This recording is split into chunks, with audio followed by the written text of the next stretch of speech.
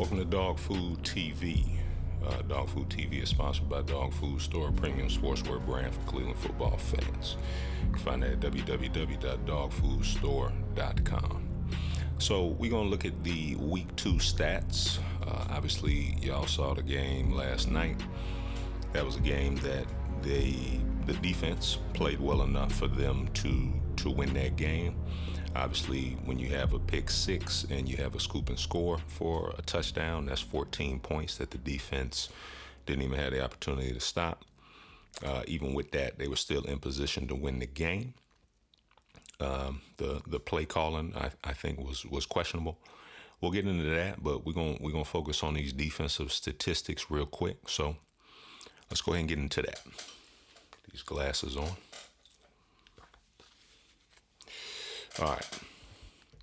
So first thing we're gonna take a look at. Let's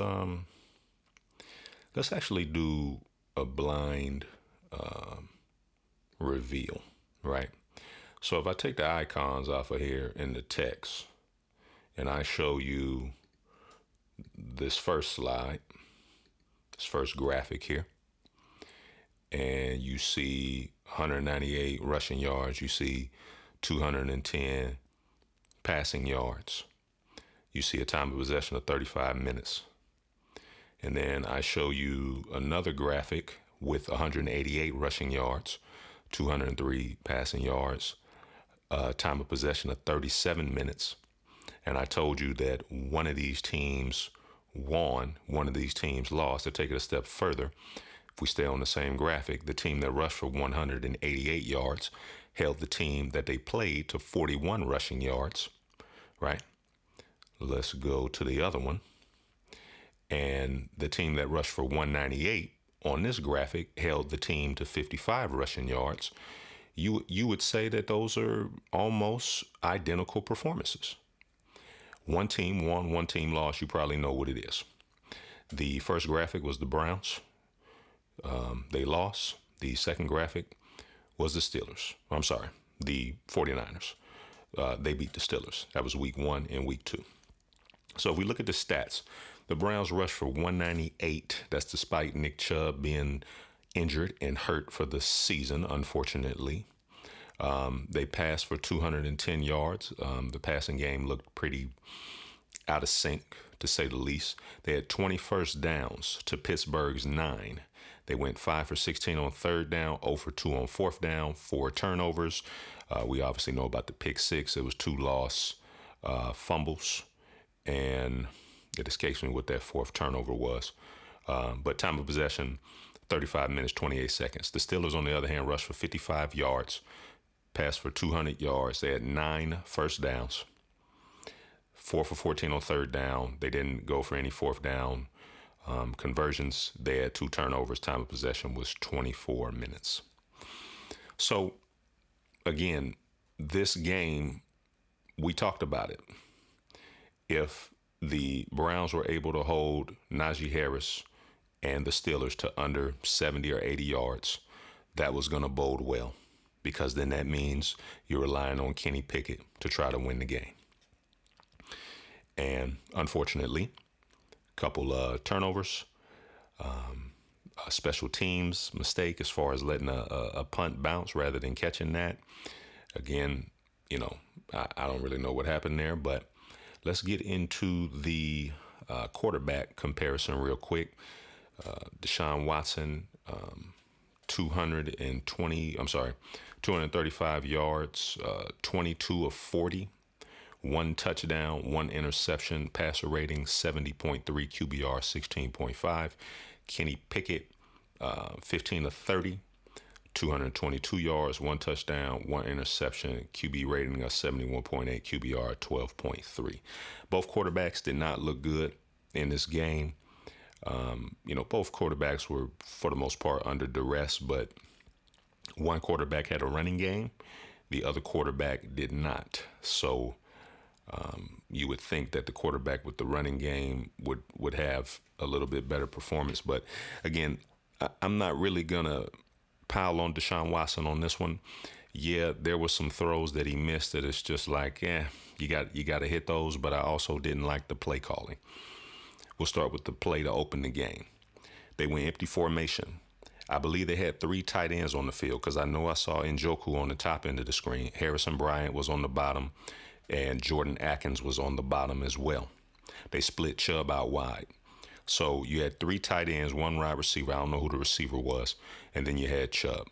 I don't know why they're throwing a hitch route to Harrison Bryant. Option, whatever it was. Looks like he had the option to run a hitch or an out. But, you don't have Gronk and Hernandez out there. So I don't really get it. I mean, I understand that they can catch and they have good blocking tight ends, and maybe you have them block and then release. But for the first play of the game against a team that just gave up 188 yards to the 49ers, I don't know why when you got Nick Chubb that your first play is empty formation with 3 tight ends. There were times in the second half they were doing the same thing, putting 2 and 3 tight ends out there. And again, they said it on the broadcast, they weren't getting separation. Nobody was really getting open. So you got all those wide receivers. I just don't get it. Amari Cooper was hooping last night. He made some nice contested catches. Elijah Moore had a nice catch. But again, from what I watched, it was the play calling. It didn't look like the play calling fit what the game required, because it was apparent in the second half that it was going to be a ball control, field position game. Your backup running back came in and was effective.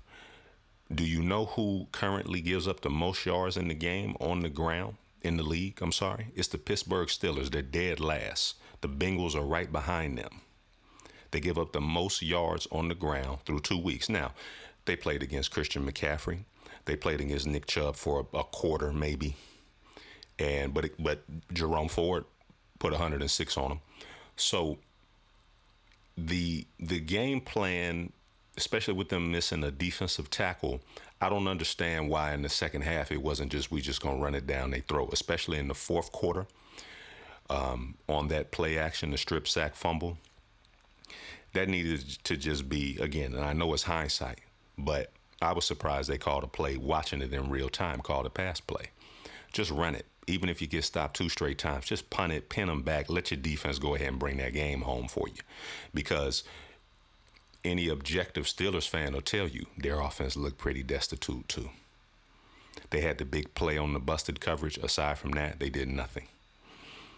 So very disappointing to have that game slip away. Let's look at the running back comparison real quick.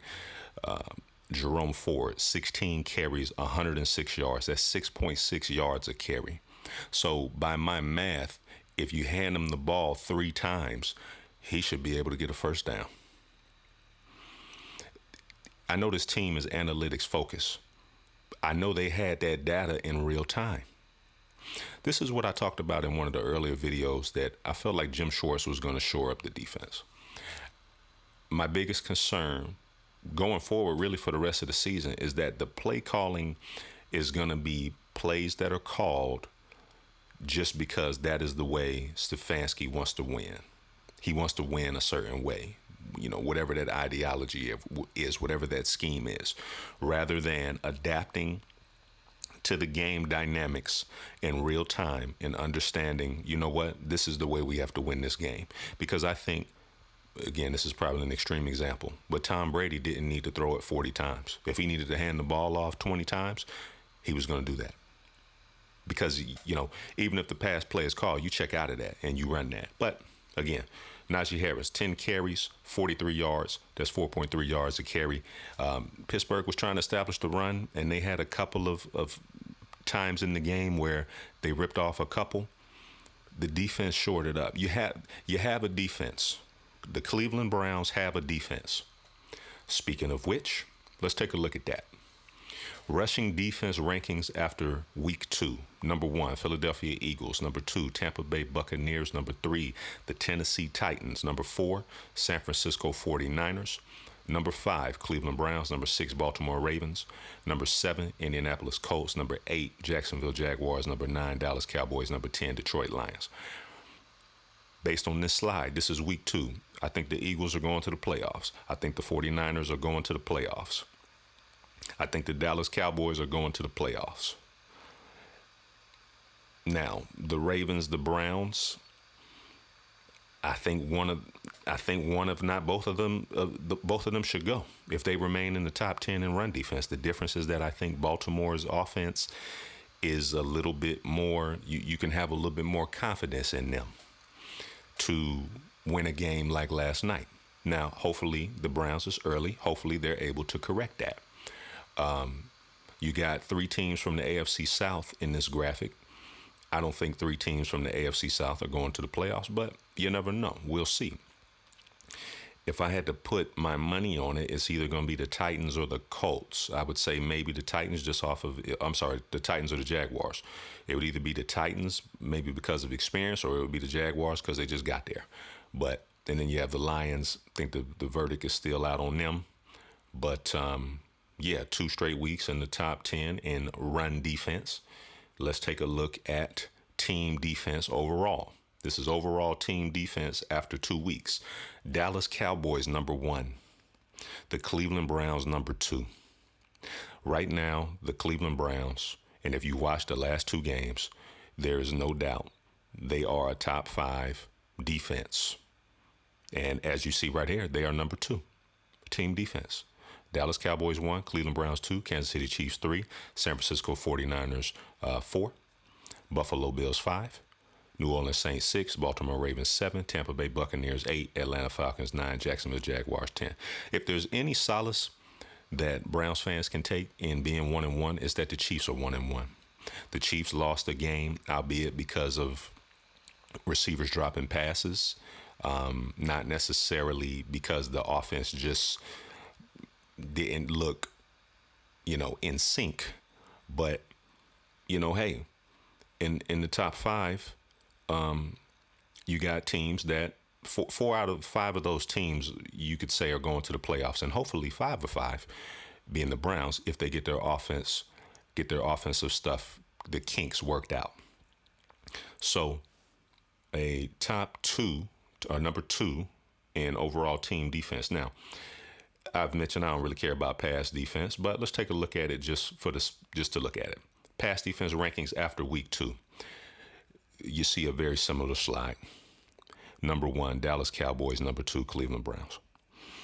If this team has a top 5 or 10, we'll just say top 10. If they have a top 10 run defense and a top 10 pass defense, there's no reason that they shouldn't make the playoffs.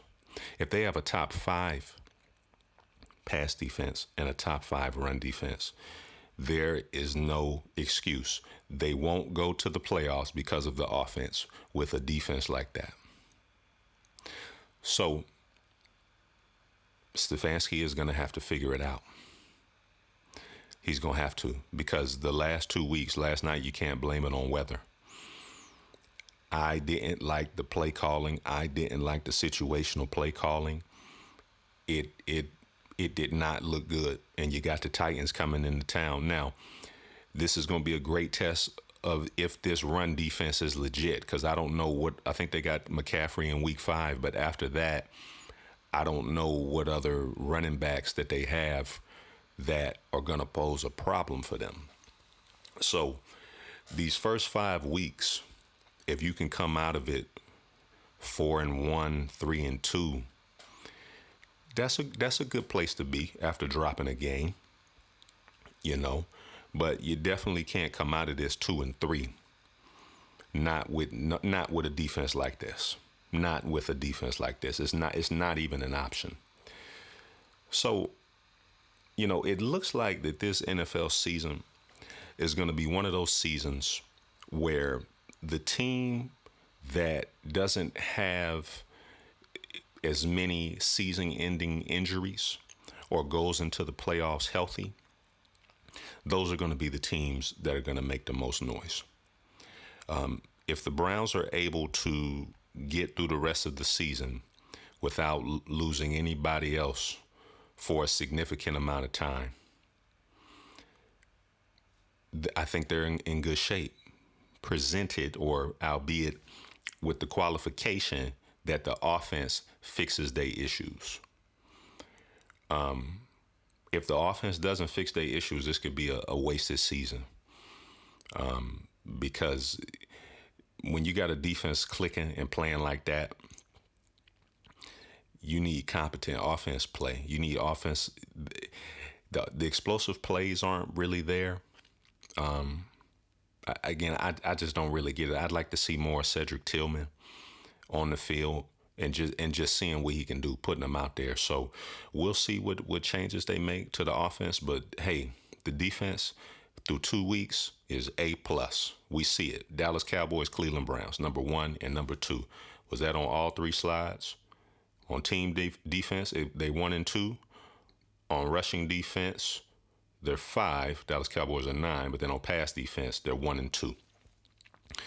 So if we take a look real quickly, if we take a look at the Browns defense in 2022, let's take a look at that real quick. So if we look at the Browns run defense in 2022, team defense was 20th, pass defense was 5th, run defense was 25th.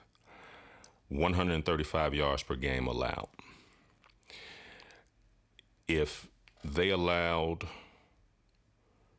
how many did they allow in week 1? 55 yards? Yeah, they allowed 55 yards in week 1, or week 2, I'm sorry. They allowed 75 yards in week 1.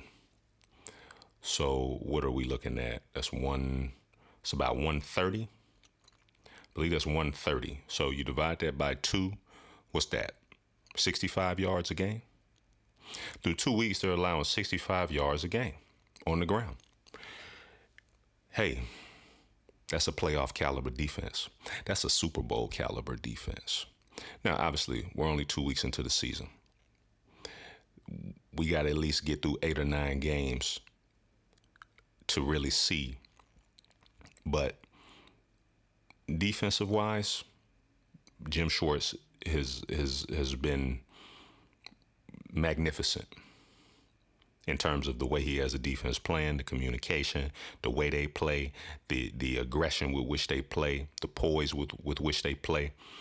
The offense has to match that. So again, very disappointing, but week 3 as we look ahead to the Titans, obviously Derrick Henry.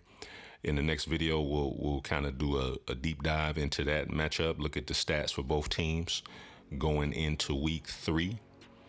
The Titans have a nice run defense, and obviously they have a big back that can break tackles. So we'll see. It'll be a good test, and we'll see how it plays out in 6 days. So it's Dawg Food TV. Thanks for tuning in, and we will see y'all on the next one.